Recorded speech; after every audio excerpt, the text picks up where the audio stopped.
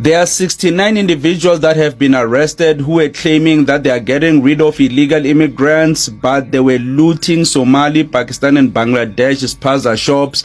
So these individuals looted the spaza shop. Now they are going to shops to ensure that no foreigners are allowed to work. Cleaning up your country by removing illegal migrants is not the problem. The problem is the way and manner in which it is being done. Illegal immigrants are gone, jobs are many, but people are still looting. 69 people have been arrested for looting 23 spaza shops in South Africa. Guys, this is a very terrible one. The case against 69 people arrested following a march against undocumented immigrants in Jeffrey Bay in the Eastern Cape has been postponed to the 23rd of October. The accused made a brief appearance at the Holmesdorp Magistrate Court on charges of trespassing and public violence after allegedly looting spaza shop in the Ocean View area. 60 of the accused were released on warning, while the 9 others have previous conviction and were required to apply for bail. This is what is currently happening in South Africa. Those people that are doing march on march, they say they are marching and marching to remove illegal immigrants, but they are marching and looting. Now they have been arrested. 69 of them were arrested. You guys said you're doing march on march, but you were marching and you were looting foreigner stores. You were looting Zimbabwe, Nigeria, and Somalia's Ethiopia stores. What kind of human being are these South Africans? But I'm going to be sharing the video here for you all to watch. Please, as you're watching, kindly share the video, like, and subscribe. There are 69 individuals that have been arrested who were claiming that they are getting rid of illegal immigrants, but they were looting Somali, Pakistan and Bangladesh spaza shops. So these individuals looted the spaza shops on the 17th of July in Jeffreys Bay. And you would think that the unrest has stopped, but it has continued in some towns.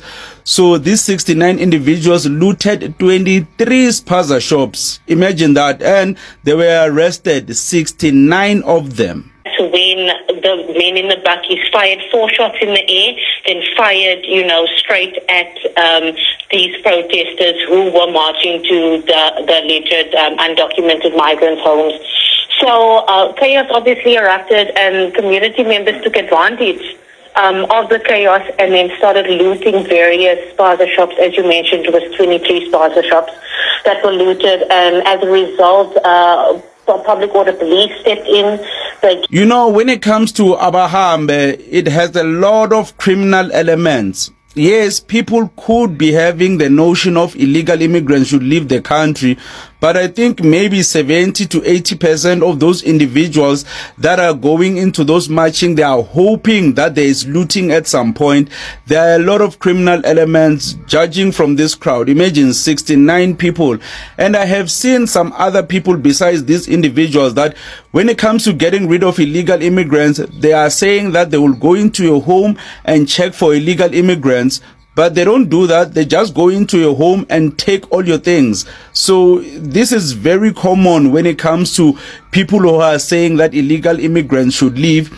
Yes, it might be like 20% or 30% of them who are doing it out of the goodness of their hearts. They're actually genuine in what they are saying. They don't want illegal immigrants. And then the 70% to 80% of individuals that join these marches, they just want to loot and do criminal things. Members who took matters into their own hands and started marching towards the houses and spaza shops where they knew that the owners of the houses or the spaza shops were undocumented. And I spoke to 2 of the community members who were part of this march and who were involved, in this violence, and they were telling me that as they were walking, this situation that happened in Jeffreys Bay just reminds me how bad unemployment is, because if they arrested 69 individuals on the 17th of July on a Friday and these people were marching in the morning, it means many of them, they were just chilling at home, not going to work.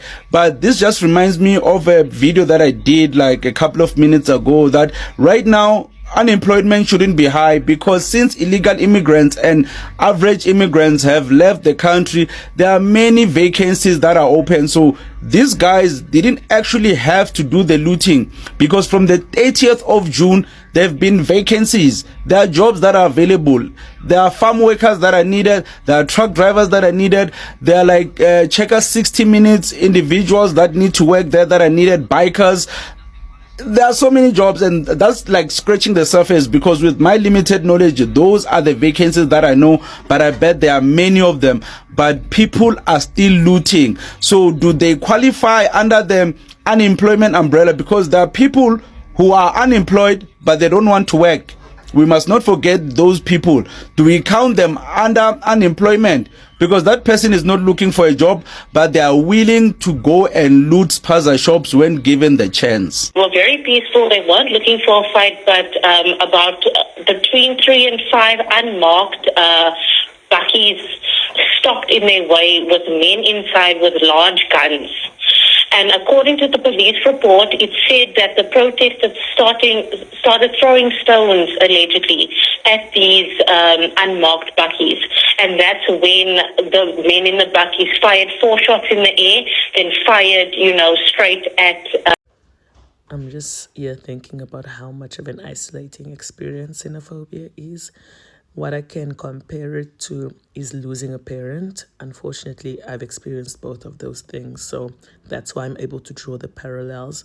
And why I compare it to that is because it's one of those experiences where, unless you have experienced it, you can't even begin to imagine how traumatizing it is. Similarly to losing a parent, right? As this week has been going on, and I've been oscillating between powerlessness, rage, and fear, I've been reminded of the experience of growing up a refugee in South Africa. And I remember all refugees will know this experience of going to Home Affairs every year or 2 years to renew your documents, right? Because I only got citizenship like 3 years ago, so I grew up a refugee. So we would go to Home Affairs, and by the way, if you've never been to Refugee Home Affairs and you've only been to South African Home Affairs, you can't even compare to the two. Refugee Home Affairs is so bad. They used to treat us like absolute dogs. And I remember even as a child sitting across the table from a Home Affairs official, and they looking at you like with so much hatred, and they're treating you with so much animosity, to the point where there were times where I felt like if this person could kill me right now, they would. Like, I've never seen so much hatred and animosity. It's few things are more traumatizing than the experience of going to Home Affairs as a refugee when you were younger. So that's what I've been thinking about this week, because that's the experience. I was telling my therapist that's the experience that this week has triggered for me, is the experience of going to Home Affairs as a child. And that's why it's really even hard to receive all the kind words that my friends have been sharing with me, and, the well wishes. I do appreciate it, but I still feel incredibly isolated in this experience, because you can't even begin to paint the picture to someone who's never experienced it. Like, xenophobia is one of the most isolating experiences one can ever have. And unfortunately, if you've never experienced it, you just won't get it. Like, you actually just won't get it. And that's okay. Like, that's it. But you will never know how it feels. Obviously, bigotry across the board has its parallels. But guys, that feeling of someone looking at you and they want to kill you with their bare hands, that feeling, hey,